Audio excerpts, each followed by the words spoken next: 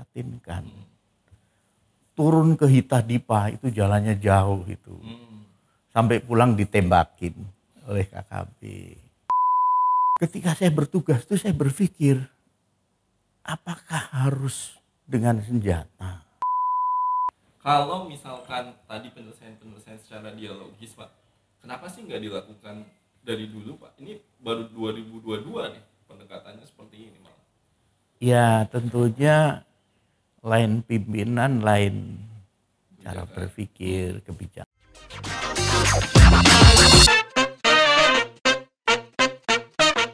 Oke, selamat datang di podcast Unofficial Indonesia. Kali ini saya bersama Pak Beni Joshua Mamoto dan saya Vicky Anggriawan sebagai host.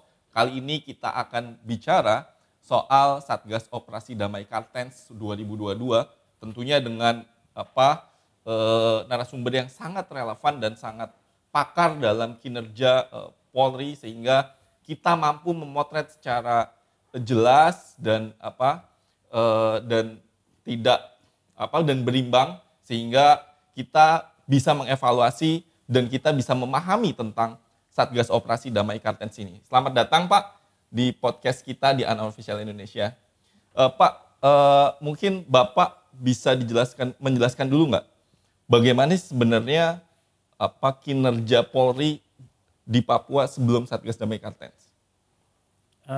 Berbicara Papua, boleh dong saya cerita, artinya menceritakan sejak kapan saya tahu tentang Papua. Ya. Ini perlu. Siap. Saya ditunjuk oleh Menko Polhukam, beliau ketua Kompolnas kan, ditunjuk menjadi ketua tim gabungan pencari fakta Intan Jaya.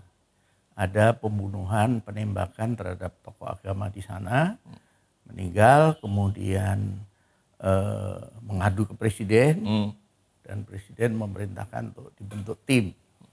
Kebetulan saya dipercaya untuk menjadi ketua tim. Kebayang nggak? Satu, buta soal sana. Kedua, timnya itu kan dibentuk yang notabene ya saya pensiunan lah. Yeah. Nah, sementara anggota timnya itu rata-rata bintang 2 aktif dan sebagainya. Dari kementerian terkait, dari TNI Polri, BIN dan sebagainya. Disitulah saya mulai mempelajari. Jadi begitu dapat tugas saya langsung pelajari bagaimana Papua.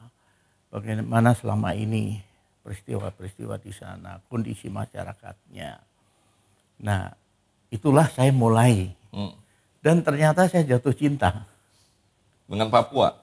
Iya. Ketika saya turun ke lapangan, melihat kondisi masyarakat yang memprihatinkan.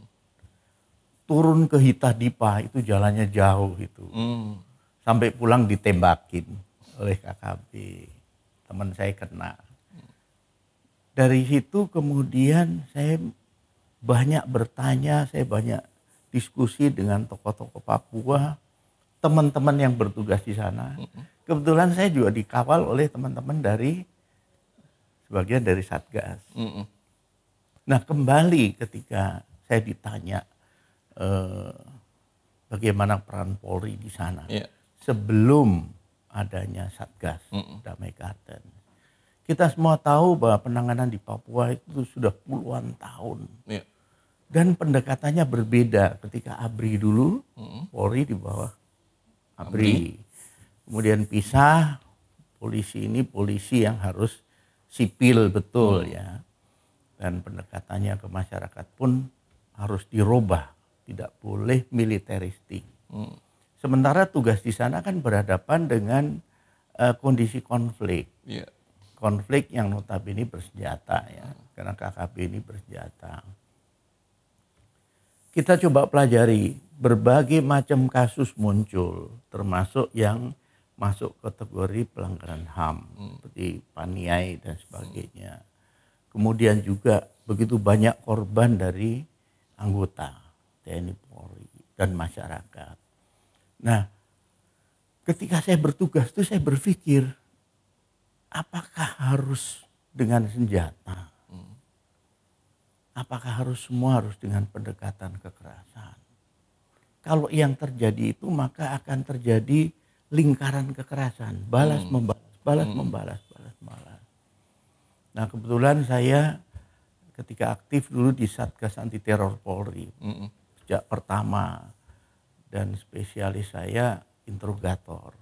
Dan interrogator itu interrogator yang non kekerasan. Gak ada satupun yang saya bentak, saya maki, saya pukul, saya tunjuk, enggak ada. Pakai hati. Jadi saya melihat konsep Satgas Damai Kartens itu pendekatannya pakai hati. Bukan pakai senjata. Jadi bagaimana mendekat ke rakyat, bagaimana ikut berperan dalam pendidikan, pemberdayaan ekonomi rakyat. Ini yang penting menurut saya. Pendidikan kaitannya dengan SDM, bagaimana kita lihat di daerah-daerah, saya kadang ironis ya, anggaran begitu besar. Tapi lihat aja sekolah di Intan Jaya. Kondisinya, sekolahnya, anak-anaknya. Nah oleh sebab itu saya berpikir bahwa pendekatan yang dilakukan oleh Satgas Damai Kartens itu pendekatan yang humanis, pendekatan yang menggunakan hati. Oke, ketika ada kekerasan terjadi, artinya pihak KKB melakukan penyerangan dan sebagainya, itu pun ketika melakukan penyelidikan, penyidikan, memburu mereka, itu pun menggunakan cara-cara yang kalau saya katakan pendekatan kearifan lokal. Bagaimana tuh Pak maksudnya? Temuin tokoh adatnya, temuin jaringan keluarganya, dibujuk untuk bagaimana nanti akhirnya diketahui posisinya di mana dan akhirnya ditangkap. Penegakan hukum tetap jalan, tetapi tidak perlu harus ada kekerasan baru yang terjadi. Pak, nah artinya berarti perbedaan antara Satgas Damai Kartens dengan Satgas sebelumnya itu pada pola pendekatannya ya Pak? Iya. Kalau yang sebelumnya itu pendekatannya penegakan hukum yang keras gitu Pak? Iya. Kalau sekarang preventif, preemptif ya bahasanya itu Pak? Iya. Nah terus kan ada program-program Pak, kayak misalkan ada mengajari anak-anak dari Polri, terus juga pembinaan para peternak dan sebagainya. Sebenarnya ini efektif tidak Pak untuk mengakhiri konflik yang ada di Papua? Menurut saya efektif ketika itu dilakukan secara masif di semua daerah. Karena saya melihat sendiri kan, makanya saya berani cerita karena saya sudah terjun ke lapangan. Bagaimana saya datang ke Hitadipa, ketika itu kami harus, yang pertama kami harus olah TKP, lihat TKP dan sebagainya. Ketika kami datang, ibu-ibu itu ada pasar darurat yang tiba-tiba muncul. Jual hasil bumi, segala macam semua. Maka saya sampaikan ke teman-teman, borong, beli semua. Sebagai bentuk apresiasi kita. Ya udah kita beli berapapun, cabai harganya segini, kemudian jahenya enak sekali, borong semua. Mereka happy. Mereka juga terbuka sepertinya terbuka. Ya, Pak, dengan kedatangan orang. Ada foto yang unik. Kan sebelumnya saya belajar budaya di sana. Bagaimana untuk menunjukkan bentuk keakraban. Bagaimana sapaan kita. Saya belajar dulu, jadi begitu saya kunjungan ke keluarga korban, ketemu pertama saya ucapkan, amakani. Ini salam untuk banyak orang. Kalau hanya satu orang, amakani. Hanya itu saja mereka responnya kelihatan sekali. Bahagia. Kelihatan apa ya, welcome sekali. Padahal sedang berduka. Baru saya sampaikan pesan dari Jakarta dan sebagainya. Nah ketika ibu-ibu belanja, saya ajak salaman begini. Oh iya. Ya. Saya sodorin gini, ada fotonya. Si ibu tuh, kenapa? Ya excited kan. Saya diajak salaman ini. Ibu-ibu akhirnya tag seneng. Itulah cara pendekatan. Kita harus mempelajari kearifan lokal yang ada. Sehingga sentuhan kita itu mengena. Saya belajar banyak dari tokoh-tokoh Papua. Saya harus lakukan apa? Pilihan kata yang nggak boleh itu apa? Sehingga benar-benar ketika dialog, ketika kita interview dengan mereka itu juga mereka rasa nyaman, tidak tertekan, tidak seperti diinterogasi dan sebagainya. Akhirnya welcome, akhirnya keterangannya pun sangat membantu penyelidikan kami. Inilah yang menurut saya seluruh petugas yang akan ditugaskan di sana harus dibekali tentang pengetahuan kearifan lokal di sana. Larangan-larangan apa.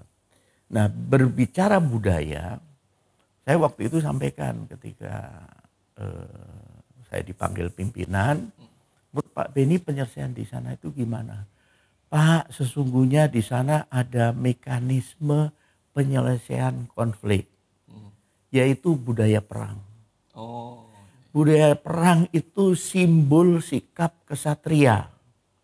Kalau saya membunuh, saya mengaku, minta maaf, bayar kepala, bakar batu, tidak usah proses hukum ke pengadilan itu selesai.